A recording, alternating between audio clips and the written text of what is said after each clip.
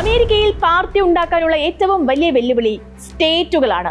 ഓരോ സ്റ്റേറ്റും ഡെമോക്രാറ്റുകളുടെ അതല്ലെങ്കിൽ റിപ്പബ്ലിക്കന്മാരുടെ കുത്തകയാണ്. അവിടെ മൂന്നാമതൊരു പാർട്ടി വന്നാൽ രണ്ടു പാർട്ടികളും ചേർന്ന് ഇല്ലാതാക്കും. ഇരു പാർട്ടികളുടെയും സ്വാധീനം അത്രയേറെ ആഴത്തിലുള്ളതാണ്. പതിറ്റാണ്ടുകളായി നിരവധി കോടീശ്വരന്മാർ പാർട്ടി ഉണ്ടാക്കാൻ ശ്രമിച്ച് പരാജയപ്പെട്ടതാണ് അമേരിക്കയിൽ. രാഷ്ട്രീയമായി രണ്ട് ധ്രുവങ്ങൾ മാത്രമാണ് അമേരിക്കയിലുള്ളത്. മൂന്നാമതൊരു അച്ചുതണ്ട് ഏറെക്കുറെ അസാധ്യവുമാണ്. പുതിയ പാർട്ടിക്ക് സ്വാധീനമുണ്ടെന്ന് തെളിയിക്കുക എന്നതാണ് ഏറ്റവും വലിയ വെല്ലുവിളി. ഇതെല്ലാം മസ്കിനെ മാത്രം ആശങ്കയിലാട്ടുന്ന കാര്യമാണ്. അമേരിക്കൻ ജനതയുടെ വിഷയമേ അല്ല. പക്ഷേ ലോകമെങ്ങുമുള്ളവർ നോക്കി നിൽക്കുന്ന ഒന്നുണ്ട്. കയ്യിൽ പണമുള്ളവർ ജനാധിപത്യത്തെ കൂടി വിലയ്ക്ക് വാങ്ങുന്നത് എങ്ങനെയാണ് എന്നത്.